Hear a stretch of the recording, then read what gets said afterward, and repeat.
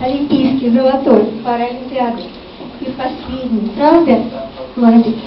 У тебя когда была первая победа? 8 марта. А последняя завершающая? 16-го. А Ваня во флеш-хоккее. 16-го. Помните вы все, как начинала просто Олимпиада, да? Тихонько, редкие победы, все ходят с серыми лицами. И где-то на половинке Олимпиады Блицы и Живчан точно повеселели, как за вас болели. Все ходили с телефонами, правда? Все друг другу звонили. Вы знаете, самый до сих пор обсуждаемый вопрос – это спорт.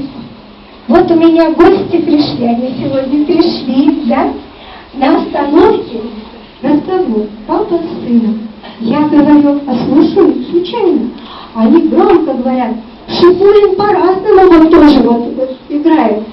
Я подошла, говорю, вы что интересуетесь? Я говорю, да как же.